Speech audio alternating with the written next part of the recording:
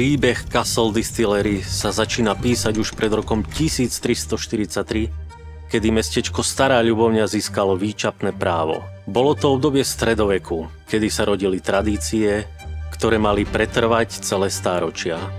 Na úpäti hradu sa rozvíjalo liehovarníctvo, ktoré formovalo tvar tejto oblasti.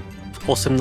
storočí, presnejšie v roku 1746, sa prvýkrát v listinách spomína drevený liehovar. Ale to bol len začiatok. V polovici tohto storočia prichádza zásadný moment.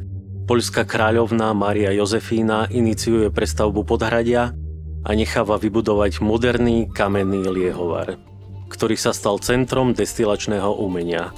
Tento liehovar sa stal srdcom miestnej komunity a jeho sláva sa šírila ďaleko za hranice. Storočia plynuli, ale destilačné tradície zostali živé. Aj dnes v Castle Distillery môžete pocítiť spojenie so starobilými technikami výroby. Dnes sa pálenica píši svojimi medenými destilačnými kolónami, ktoré sú nielen funkčné, ale aj estetickým potešením pre návštevníkov. Využívame osvedčené postupy riadenej destilácie, ktoré nám pomáhajú dosahovať najvyššiu kvalitu destilátov. Dnes, po viac ako 250 rokoch od prvých destilátov, Castle Distillery ponúka niečo pre každého. Pestovateľská pálenica je otvorená všetkým, ktorí túžia po výnimočnej kvalite a profesionálnych službách. Naša pálenica umožňuje každému vytvoriť svoj vlastný ovocný destilát. Môžete priniesť vlastné ovocie a nechať si vyrobiť personalizovaný destilát, ktorý očarí vašich priateľov a známych.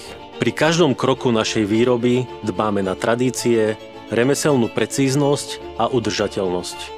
Používame medené zariadenia Arnold Holstein s objemom 300 litrov, ktoré zabezpečujú dávkovitú destiláciu ovocných kvasov. Každý destilát je výsledkom citlivého prístupu, starostlivosti, ktorú venujeme každej fáze destilácie. Castle Distillery – miesto, kde sa spájajú stáročné tradície s modernými technológiami, aby sme vám priniesli destiláty tej najvyššej kvality. Objavte s nami umenie destilácie, ktoré pretrváva po celé generácie.